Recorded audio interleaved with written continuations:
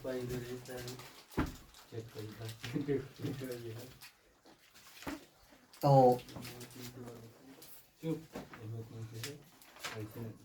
दोस्तों कैसे हैं आप सभी? ठीक है, ठीक रहिए।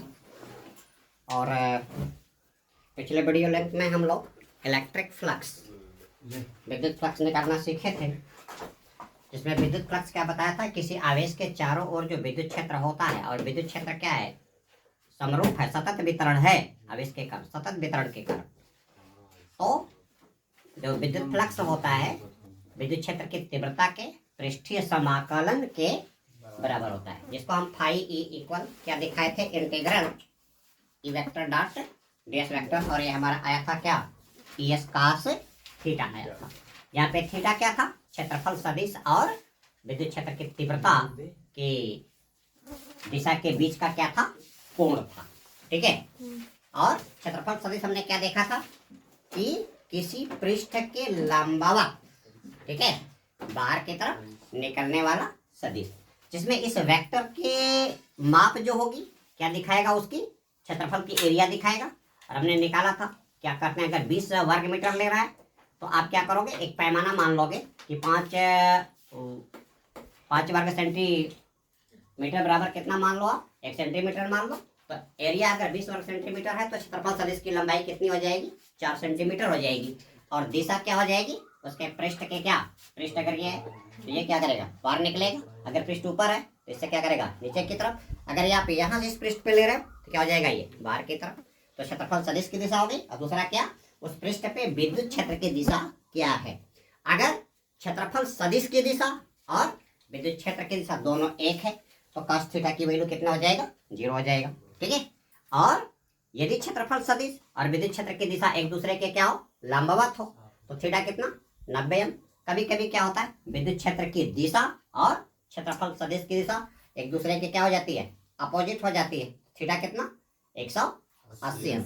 और हमने यहाँ पे कल आप लोग को बताया था कि जो विद्युत फ्लक्स होता है फाई ई, इसका मात्रक क्या आया था, न्यूटन मीटर स्क्वायर प्रति कूलम आया था। और इसका हमने क्या किया था, डिफरेंशियल फार्मूला भी निकाला था। अब आज हम लोग देखेंगे जो विद्युत फ्लक्स पे आधारित काफी इंपॉर्टेंट जो टॉपिक है, वो टॉपिक है आपका गॉस का प्रमेय या गॉस का नियम। ठीक है गॉस का प्रमेय या गॉस का नियम। ठीक है बेटा, ये क्या कह रहा है, किसी बंद पृष्ठ से गुजरने वाला कुल फ्लक्स। अब आप क्या कर दो, एक आप ये क्या ले लो, एक बंद पृष्ठ ले लो। देखो, और बंद पृष्ठ से कैसा फ्लक्स गुजरेगा, जिसकी विद्युत क्षेत्र की तीव्रता क्या होगी, सभी पॉइंटों पे इक्वल होगी, क्योंकि आवेश के सतत वितरण के कारण। और सतत वितरण क्या होता है, जब किसी पृष्ठ पे या किसी लंबाई पे या किसी आयतन में आवेश क्या होता है, समान रूप से वितरित होता है। यानी हर जगह आवेश का वितरण क्या, समान रूप से। अगर आप किसी तार की लंबाई पे, जिस तार की लंबाई क्या है, dl है, और उस पे आप dq आवेश दे रहे हो, तो उसके एकांक लंबाई पे कितना आवेश हमने लिया था, लैम्डा लिया था। और लैम्डा इक्वल टू क्या था, dq/dl। दूसरा क्या था, किसी पृष्ठ पे आवेश का समान रूप से वितरण हो, तो इसको हम पृष्ठ आवेश सतत वितरण बोलते हैं। और पृष्ठ आवेश सतत वितरण को हम सिग्मा से दिखाते हैं, और सिग्मा इक्वल टू क्या था, dq/ds था। ठीक है, और एक आया था, किसी आयतन में यदि आवेश का वितरण समान रूप से हो तो इसको हम सतत आयतन आवेश क्या बोलते हैं, गलत तो बोलते हैं, जिसको हम किससे दिखाते हैं, रो के द्वारा दिखाते हैं। और रो इक्वल टू क्या आया था, dq/dv आया था, जिसके कारण हमने क्या किया था, सतत आवेश वितरण के कारण r दूरी पे स्थित किसी बिंदु पे जो परीक्षण आवेश है, उस परीक्षण आवेश पे लगने वाला हमने क्या निकाला था, बल निकाला था फर्स्ट चैप्टर में। लेकिन यहाँ पे हम क्या करेंगे, गॉस का प्रमेय लेंगे, एक क्या लेंगे, एक बंद पृष्ठ लेंगे। ठीक है, और इस बंद पृष्ठ से क्या करेंगे, ये विद्युत, ये आपकी ये विद्युत बल रेखाएं क्या करेंगी, गुजरेंगी। ठीक है, तो कितनी बल रेखाएं गुजरेंगी, इसी को ज्ञात करने के लिए फिजिक्स में बहुत ही महत्वपूर्ण एक नियम है, जिसको हम बोलते हैं गास का नियम या गास का प्रमेय। ये क्या हो गया, ये आपका हो गया बंद पृष्ठ, और ये क्या गुजर रही है, विद्युत बल,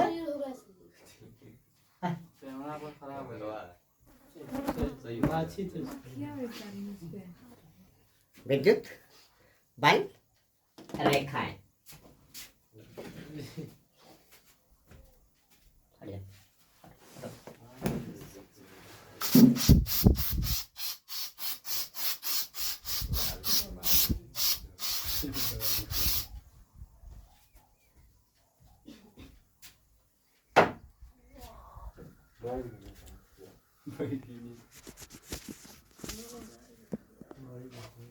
तो एक बंद पृष्ठ हो गया, और इससे ये आपकी क्या गुजर रही हैं, विद्युत बल रेखाएं। ठीक है, तो क्या कहा, गास का नियम कहता है किसी बंद पृष्ठ से गुजरने वाला कुल विद्युत फ्लक्स। विद्युत फ्लक्स का मतलब क्या, विद्युत बल रेखाओं की संख्या, और फ्लक्स क्या था आपका, phi E equal to integral E vector dot DS vector, जिसकी वैल्यू आई थी E D S cos theta. तो आप क्या लिए, एक बंद पृष्ठ लिए, आप किसी भी आकार का ले सकते हो, इसीलिए इसको क्या कहा गया, काल्पनिक पृष्ठ कहा गया है ना, अपनी कल्पना में या कुछ भी ले सकते हो। तो गास का नियम कहता है किसी बंद काल्पनिक पृष्ठ से गुजरने वाला कुल विद्युत फ्लक्स, गुजरने वाला कुल विद्युत फ्लक्स। आगे क्या कर रहा है, उस बंद पृष्ठ के अंदर जो आवेश है।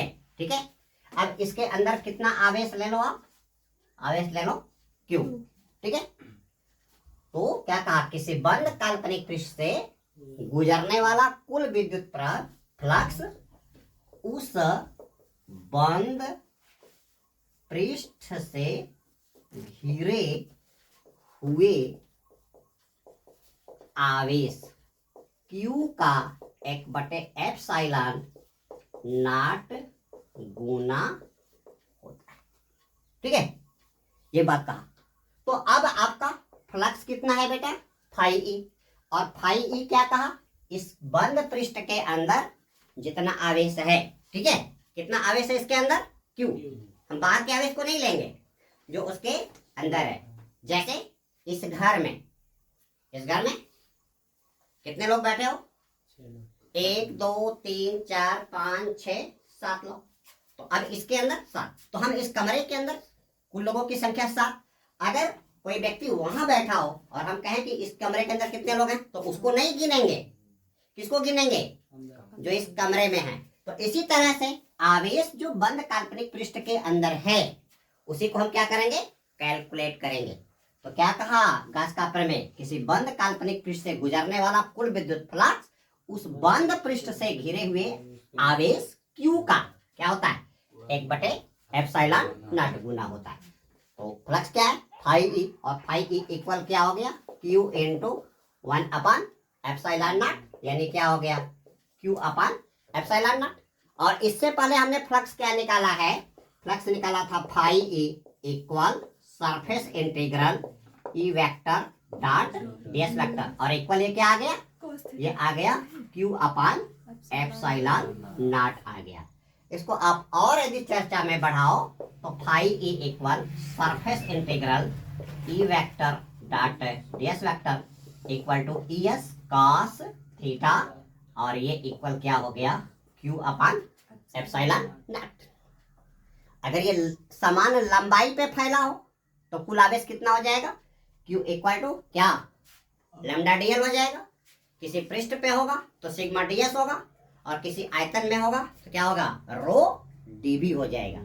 ठीक है, क्योंकि वहां पे आपने क्या निकाला था, एक तो रैखिक आवेश वितरण आपने निकाला था, रैखिक आवेश वितरण, जिसको आपने लेमडा से दिखाया था, और लेमडा इक्वल टू क्या आया था, dq अपॉन dl आया था।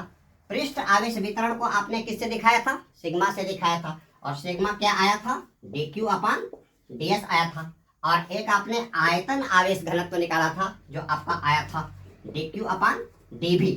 ठीक है बेटा, तो अब यहाँ पे हम dq का मान निकालेंगे, तो यहाँ से dq आपका कितना हो जाएगा, dq हो जाएगा लेमडा dl, यहाँ पे dq कितना हो जाएगा, सिग्मा ds हो जाएगा, और यहाँ पे dq कितना हो जाएगा, रो dv हो जाएगा। ठीक है, तो अब आवेश जो यहाँ पे q है, q का मान कितना हो जाएगा, किसी तार को ले रहे हो इसके अंदर तो आवेश कितना, लेमडा dl, किसी पृष्ठ को ले रहे हो तो कितना आवेश, सिग्मा ds, और किसी आयतन को ले रहे हो तो आवेश कितना हो गया, रो dv हो गया। बस हो जाएगा। तो गॉस का नियम कहा कि किसी बंद काल्पनिक पृष्ठ से गुजरने वाला कुल विद्युत फ्लक्स, उस बंद पृष्ठ में जितना आवेश है उस आवेश का 1/ε0 गुना होता है। और विद्युत फ्लक्स को हम फाई ई से दिखाए थे। इससे पहले हमने पढ़ा है कि किसी बंद काल्पनिक पृष्ठ से गुजरने वाला फ्लक्स क्या होता है, समान आवेश वितरण के कारण, ठीक है,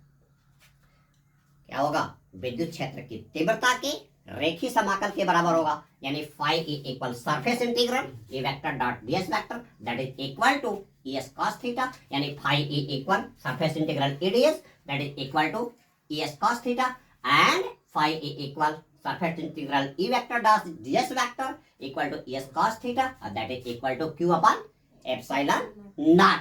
अगर हम इसको सरफेस इंटीग्रल अगर दे दें तो यहाँ से फाई ई इक्वल हो गया सरफेस इंटीग्रल, और ये हो गया आपका E vector dot ds vector equal to q upon epsilon naught, या इसको क्या कर दो dq अपॉन एप्सिलॉन नॉट, और dq इक्वल टू पृष्ठ के लिए क्या हो जाएगा, सिग्मा ds अपॉन क्या हो गया, एप्सिलॉन नॉट, क्योंकि dq की वैल्यू क्या आ रही है, सिग्मा ds आ रही है। और यहाँ पे आप क्या करोगे, यहाँ पे जब सरफेस इंटीग्रल दोगे तो ये आपका आ गया कितना, ds का इंटीग्रल कितना होता है, यस होता है, ये आपका आ गया phi E equal sigma s upon क्या आ गया, एप्सिलॉन नॉट, क्योंकि सिग्मा s इक्वल क्या होता है, q होता है, q अपॉन।